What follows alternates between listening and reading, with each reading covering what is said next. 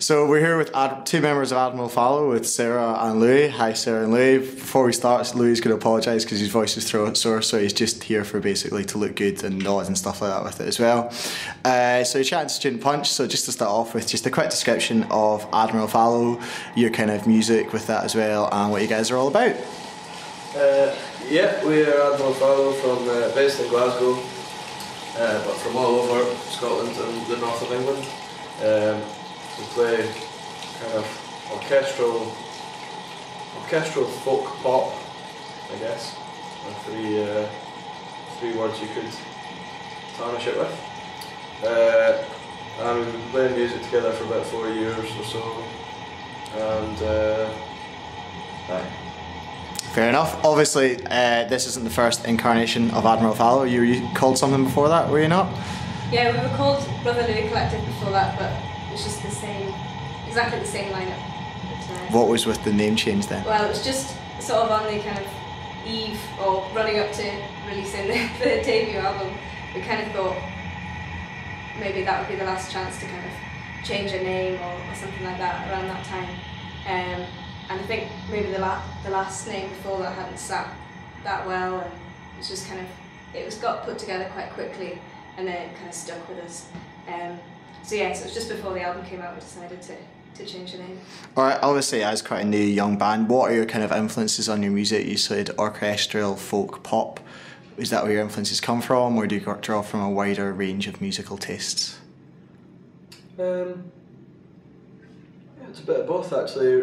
I'd say, I mean, the music we make is sort of closely influenced by a lot of sort of pop bands and indie bands and with that element of folk music as well. And we all sort of have some experience of the past of playing some classical music and stuff as well. So obviously with certain instruments we use in the band, they're classical or orchestral instruments. So we kind of draw from all over the place, but like it really just anything good really is always an influence. But in terms of actual songwriting,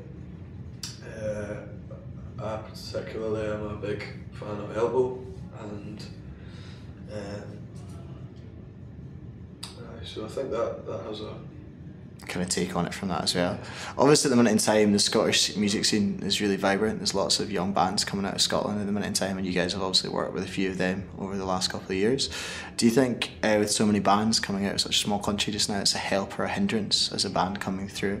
Do you feel you're kind of held back because there's so many different ones, or do you feel it opens up new channels for you? I don't think it's a hindrance.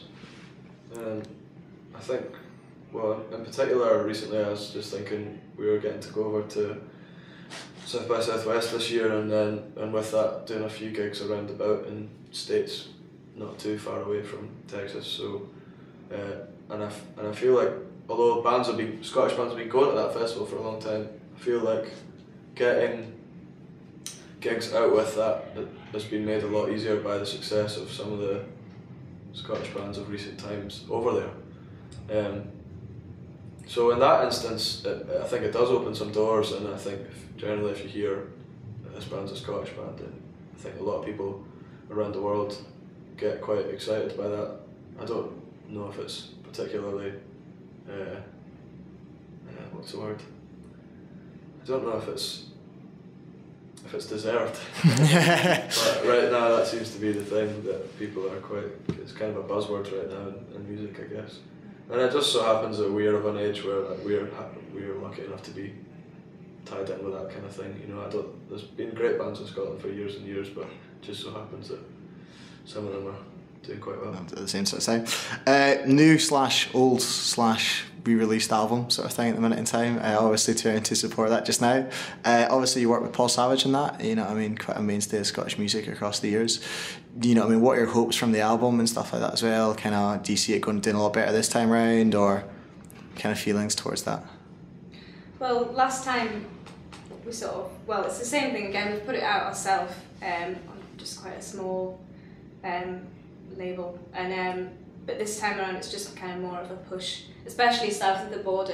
We've done a couple of gigs down there, but yeah, this tour is really just to kind of give it another boost after that. So hopefully, I think as we've kind of done a couple of things, like we were lucky enough to go away with Frightened Rabbit before Christmas, and doing a few gigs in England, even if, you know, a couple of new fans in different cities enjoyed it, and maybe they'll be back this time and things like that. So just kind of. That's cool. What's your favourite song from the album? Each personally, what means the most to you, and what one would you recommend for people who have not heard of you to go out and download?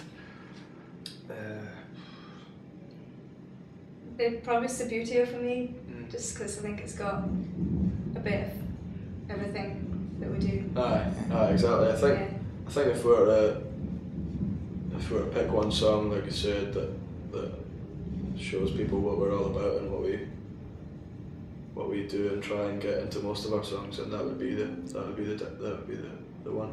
I don't know if it's definitely my favourite, but it's up there. Fair enough. All right. I was on my way across here. I was reading the Metro article, an article in the Metro, which described you guys as the next big thing for Scottish music. Curse of Death, or oh, so we're not taking. I thought it was quite positive, to be honest. So we're not taking it all as good. With that kind of pressure, do you know what I mean? At the minute in time, do you take that in your stride, or you just kind of ignore it and not pay too much heed to what's going on around you? It's like a fucking horrible phrase, really. Like, no one should say that about anyone. It's just a shite phrase. Although I did enjoy the article, the person that wrote it seems like a nice person and wrote nice things about us. So I'm not blaming her or him, or I can't remember who did it. But you just try and, I think if you asked anyone that question, unless they were a dick, they'd probably say that you just try and not really think about it too much, and you just keep your head down and you do what you do. But sometimes we get emails and stuff that are like, get us quite excited. Like we've been booked for some nice festivals this year. It's exciting when you get booked for stuff like that, and suddenly it's a new step up. And so far the steps up for us have been positive ones. So, but you just try, and next big thing is like, it doesn't even mean anything. It doesn't even mean anything, really, if you think about it. Fair enough. So we know your feelings on that there then. Okay. At the minute in time, I was talking to your drummer Ben at the start, and he was saying that he still has to work and stuff like that. Phil. Oh, Phil, that's right. Sorry, it's been a long day. So for you guys, like, are you now able to, as young musicians, are you able to survive with having to take other jobs? Is Admiral Fallow your one and only thing now, or are you still doing other bits and pieces to get by? I think, well, we all just do different bits and pieces. Yeah. In all different things. Like Phil's got some teaching, and well, a couple of us have, and just whatever we can get at the moment, basically. But obviously, we need to kind of, when these good opportunities come up with the band, just take them. And so it's good to be able to be flexible at the same time, and kind of do these different bits and pieces, and then still take off for a month when the time suits. Sounds like quite a nice life. And just to finish it off, guys, most embarrassing tour moment? Yeah, I think we should probably go with Joe Rattray, who's the bass player, who is like terrible for just basically spewing his load the next day after he drinks, no matter how much he's drunk or what he's drunk. If it's alcoholic, he's pretty much fucked. So just on that last tour there, basically I had to sit in the front. It's not all that embarrassing, but it was rank.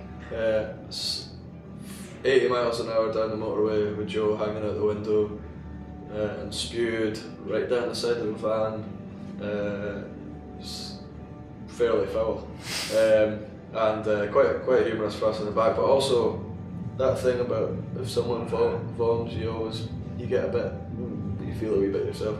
But luckily, in fact, probably a more embarrassing thing about this story is the fact that we cleaned his spew off the side of the bus with Kevin's soaking wet boxers from the night before.